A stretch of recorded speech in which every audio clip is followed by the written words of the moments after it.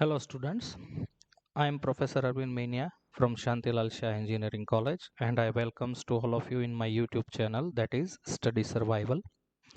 આપણે ડિસ્કસ કરી રહ્યા છીએ PPS સબ્જેક્ટના કન્ડિશનલ સ્ટેટમેન્ટ માટેનો ટોપિક. લાસ્ટ લેક્ચરની અંદર તમે જોયું એમ આપણે કન્ડિશનલ સ્ટેટમેન્ટ છે એ શરૂઆત કરી હતી અને આપણે ડેફિનેશન પણ મેળવી હતી કે ભાઈ કન્ડિશનલ સ્ટેટમેન્ટ કોને કહેવાય અને કન્ડિશનલ સ્ટેટમેન્ટના ટાઈપ્સ કયા કયા છે. તો આજે આપણે આગળ વધીએ તો સૌથી પહેલા છેલ્લા લેક્ચરનું થોડુંક રિવિઝન કરી લઈએ. તો કે ભાઈ કન્ડિશનલ સ્ટેટમેન્ટમાં આપણે લાસ્ટ ટાઈમ ડેફિનેશન એની જોઈ હતી કે ભાઈ કન્ડિશનલ સ્ટેટમેન્ટ કોને કહેવાય. જ્યારે પ્રોગ્રામની અંદર કોઈ ડેફિનેશન તમે જોતા હો તો એ ડેફિનેશનને ખાસ કરીને સમજવી જરૂરી છે અને તમે તમારા શબ્દોમાં પણ ડેફિનેશનને લખી શકો છો. તો કન્ડિશનલ સ્ટેટમેન્ટ આપણે કોને કહેશું કે જ્યારે કોઈ પ્રોગ્રામની અંદર કોઈ કન્ડિશનને ચેક કરાવવાની રિક્વાયરમેન્ટ રહેતી હોય તો એને આપણે કન્ડિશનલ સ્ટેટમેન્ટ કહેતા હોઈએ છીએ અને એનું બીજું નામ ડિસિશન મેકિંગ સ્ટેટમેન્ટ પણ છે. તો સી પ્રોગ્રામિંગ લેંગ્વેજની અંદર કન્ડિશનલ સ્ટેટમેન્ટ્સ આપણને ઘણા બધા અલગ અલગ પ્રકારના જોવા મળે છે, જેમાં તમે અહીંયા જોઈ શકો છો એમ simple if statement, if else statement, if else if statement, nested if statement અને સ્વિચ સ્ટેટમેન્ટ. તો આપણે લાસ્ટ લેક્ચરની અંદર જે જોયું હતું એમાં પહેલું જોયું હતું નોર્મલ ઇફ સ્ટેટમેન્ટ એટલે કે સિમ્પલ ઇફ સ્ટેટમેન્ટ, કે જ્યારે તમારે પ્રોગ્રામની અંદર કન્ડિશન ચેક કરાવી હોય તો ત્યારે તમે ઇફ સ્ટેટમેન્ટનો યુઝ કરી શકો અને જો કન્ડિશન સાચી હોય તો ઇફ સ્ટેટમેન્ટની અંદરના જેટલા પણ સ્ટેટમેન્ટ આપ્યા હોય એ તમને પ્રિન્ટ કરીને જોવા મળશે. બાજુમાં તમે ફ્લો ડાયાગ્રામ પણ જોઈ શકો છો. આની અંદર આપણે કન્ડિશન સાચી હોય તો કયા સ્ટેટમેન્ટને પ્રિન્ટ કરવા એ લખીએ છીએ, પણ કન્ડિશન ખોટી હોય તો એમાં કયા સ્ટેટમેન્ટને પ્રિન્ટ કરવા એ આપણે લખતા નથી.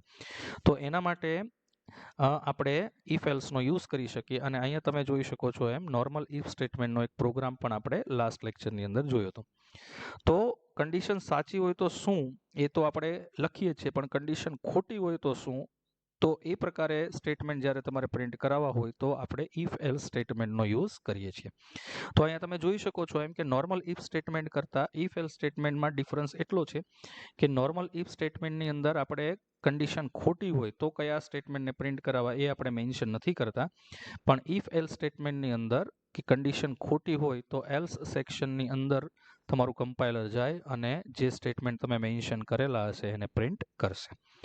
તો ઇફ એલ્સ સ્ટેટમેન્ટ આપણે નોર્મલ ઇફ સ્ટેટમેન્ટ કરતાં એક સ્ટેપ આગળ જઈએ છીએ કે ભાઈ કન્ડિશન ખોટી હોય તો કયા સ્ટેટમેન્ટને પ્રિન્ટ કરવા એ લખીએ છીએ.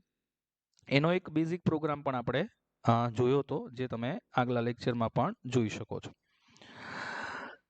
પછી આજે આપણે જે શરૂઆત કરવાની છે એ છે ઇફ એલ્સ ઇફ સ્ટેટમેન્ટ.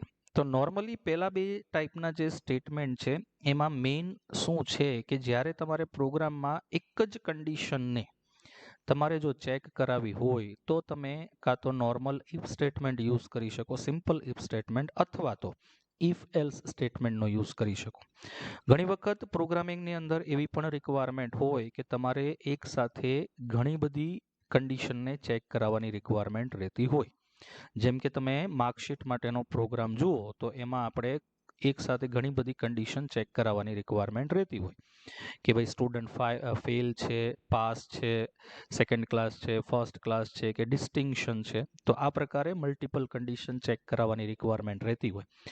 તો એવા પ્રોગ્રામ કે જેમાં તમારે એક સાથે ઘણી બધી કન્ડિશનને ચેક કરાવવાની રિક્વાયરમેન્ટ રહેતી હોય ત્યારે આપણે કોનો યુઝ કરશું? If else if statement.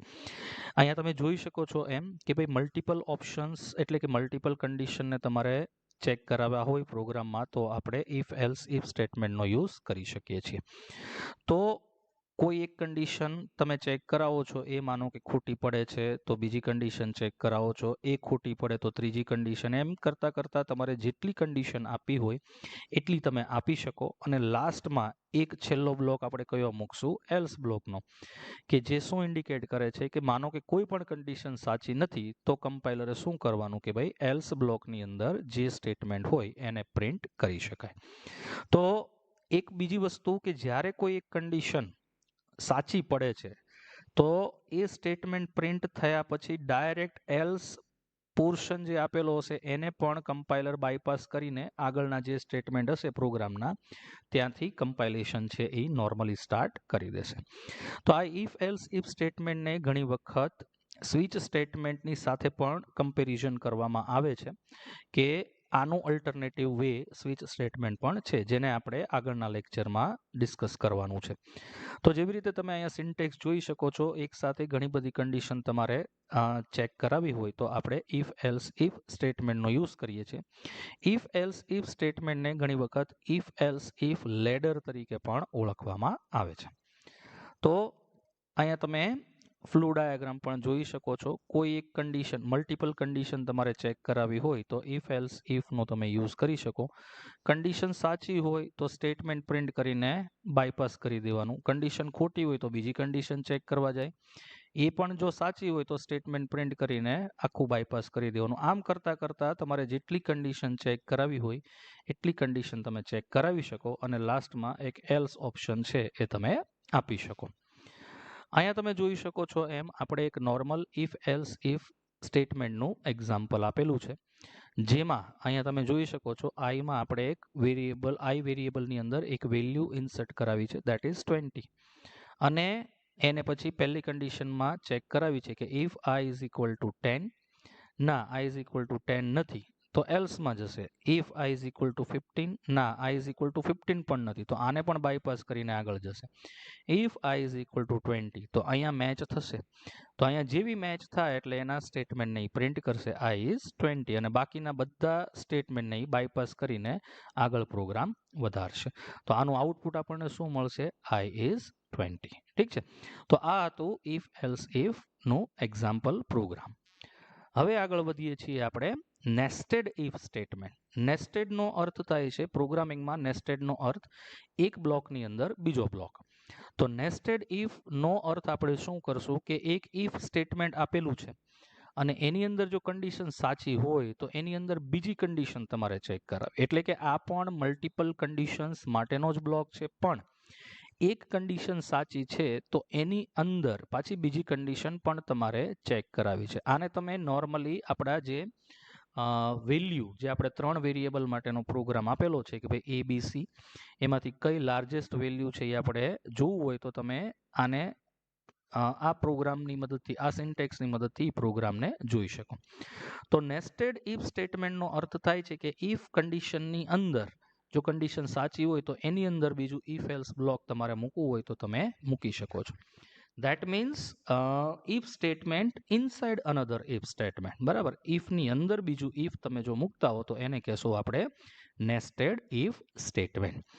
C language અને આગળ તમે જો C++ પ્રોગ્રામિંગ લેંગ્વેજ ભણવાના હશો તો સી અને C++ બંને પ્રોગ્રામિંગ લેંગ્વેજ નેસ્ટેડ ઇફ સ્ટેટમેન્ટનો કન્સેપ્ટ જે છે એ પ્રોવાઈડ કરે છે. નોર્મલી જેટલી પણ પ્રોગ્રામિંગ લેંગ્વેજ છે એમાં તમને નેસ્ટેડ ઇફ અથવા તો આ ચારે ચાર જે ઓપ્શન આપણે ઇફ એલ્સના જોયા એ બધા તમને જોવા મળશે.